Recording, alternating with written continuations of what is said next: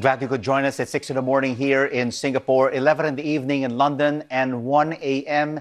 in Tel Aviv, where the Israeli Prime Minister Benjamin Netanyahu went on national television to accuse Iran of a secret nuclear weapons program.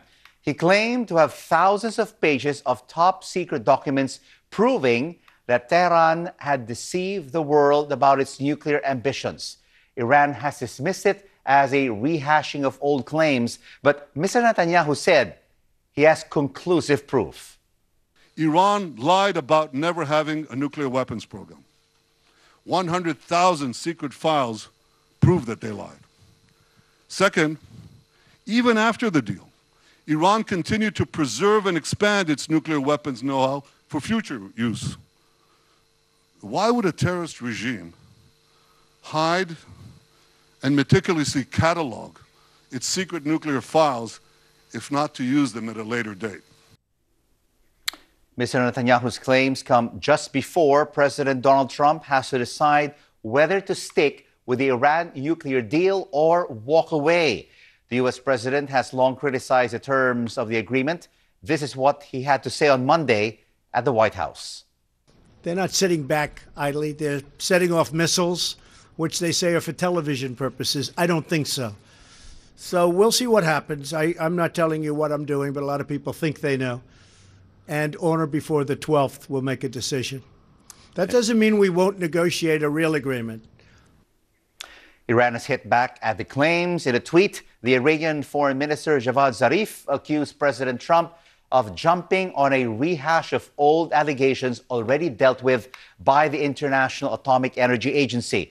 He dismissed Netanyahu as a boy who cries wolf and called the timing of the announcement convenient, given that President Trump has that deadline of May the 12th to decide whether to pull the U.S. out of the Iran deal. We're going to be speaking to an expert to get a little bit more background about what Benjamin Netanyahu has said. So stay with us for Newsday on that. But now we're going to return to our top story. The Israeli Prime Minister Benjamin Netanyahu went on national television to accuse Iran of a secret nuclear weapons program. Now, Iran has dismissed this as a rehashing of old claims, but Mr. Netanyahu said that he had conclusive proof that Iran lied about its weapons program. Well, Israel's claim to have been able to steal or access these files from a warehouse in South Tehran may be a tale of daring espionage, but what beyond that have we learned? Well, we can speak to James Acton, the co-director of the Carnegie Nuclear Policy Programme, also a senior fellow at the Carnegie Endowment for International Peace. So what new have we learned from Benjamin Netanyahu? Well, good evening. And so far, frankly, we actually haven't learned very much that's new. As early as November 2011, the International Atomic Energy Agency published a long and complex report about Iran's nuclear weapons program. And a lot of the names that Prime Minister Netanyahu was mentioning today, including the AMAD program, were revealed in that report, along with lots of details about how Iran was going about developing nuclear weapons. So, my initial take is that actually we haven't learned very much new today that's fundamentally changed our understanding of Iran's nuclear weapons program. We knew before today that Iranian officials were lying when they said they didn't have a nuclear weapons program. And I don't think very many of the details that we've learned today appear to be terribly new. So given that Donald Trump is talking about the 12th of May as possibly a deadline by which he'll decide whether to pull the US out of the 2015 deal, why is Israel doing this now? Well, I think you've indicated the answer to that in your question. I think that Mr. Netanyahu had an audience of exactly one today. That audience was President Trump.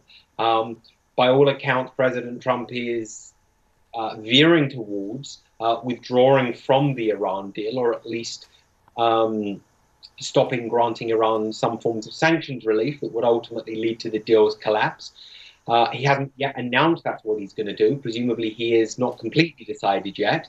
And I think that Mr. Netanyahu's speech today was aimed squarely at trying to get Trump to withdraw from the deal. The tensions between Iran and Israel are growing. We're seeing what's happening in Syria. What does Israel gain should the US pull out of that deal? Well, I mean, frankly, I think you'd have to ask Mr. Netanyahu that question. To my mind, the Iran deal is the best available way of preventing Iran from getting a nuclear weapon. It's not perfect, it's not guaranteed to succeed, but it's more likely to succeed than all of the other options. So I'm not entirely clear what Mr. Netanyahu wants to replace the Iran deal or what he hopes to achieve by inducing President Trump to pull out. That's something that you would have to ask Israel to explain.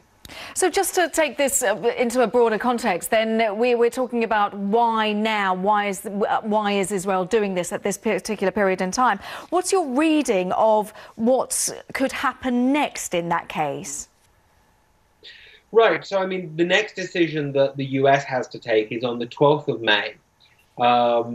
If certain sanctions on Iran are to continue to be waived, then Trump has to sign a waiver. If Trump doesn't sign that waiver, then the US would be in non-compliance with the deal. He may, while he's at it, decide to remove other sanctions. As the president, he can do that he may decide to reimpose other sanctions. As the president, he can do that at any time. To my mind, that would be the beginning of the deal's end. I don't necessarily expect Iran to withdraw the next day from the deal. I would expect frantic diplomacy from the Europeans to try to keep the deal alive. But if the US is not committed to this deal, then lots of the sanctions relief that Iran was promised is not going to come through. And I find it hard to see the deal surviving over the next few months.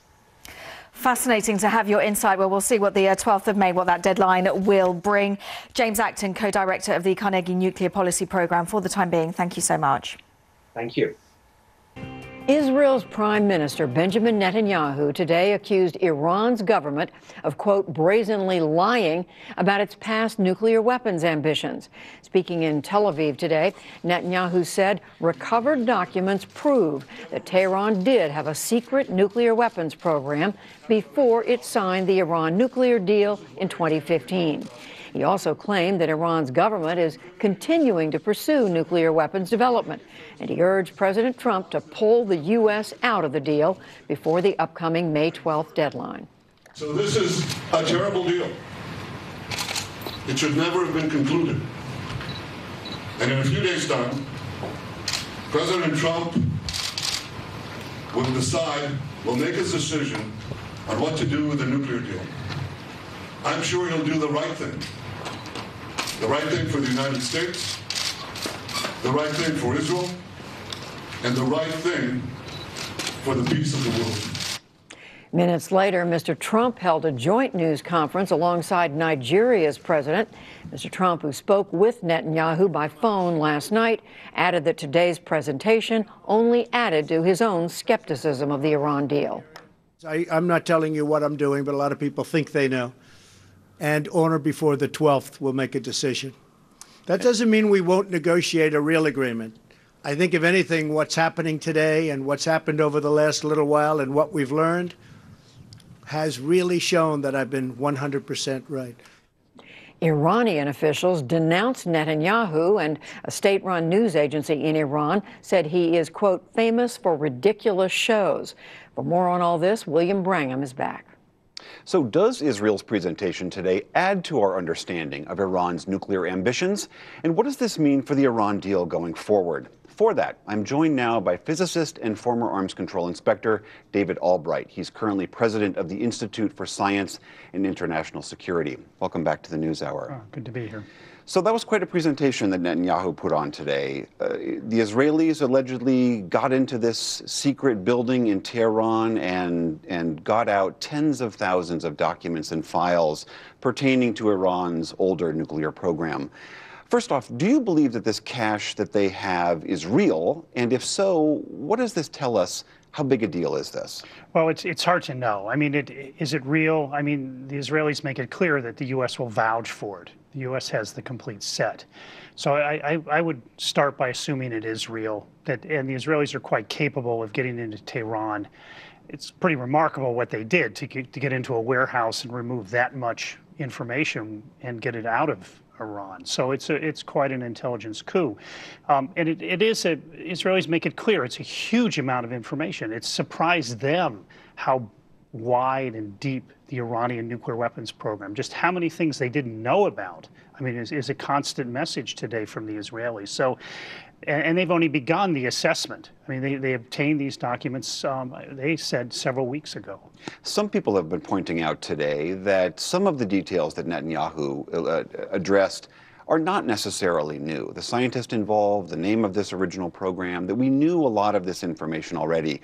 Republican Senator Bob Corker today, who himself is a strong critic of Iran and the Iran nuclear deal, said there's nothing really new here. Do you think that there is something new? Yeah, well, there's a lot of new information. Now, the Israelis revealed several pots of information, one of which is the archive itself is of the pre-2003 nuclear weapons program, which included instructions to archive it, write down everything you've learned, and then write down what you didn't learn and what we need to work on in the future, in a sense, to fill the gaps in. And the Israelis said when they looked out in their information, they saw that those programs actually did exist in Iran. They also said that since the Iran deal was developed or finalized, that Iran has moved the archives, it's tending to the archives, it's under a stewardship program, and so it's a very valuable collection.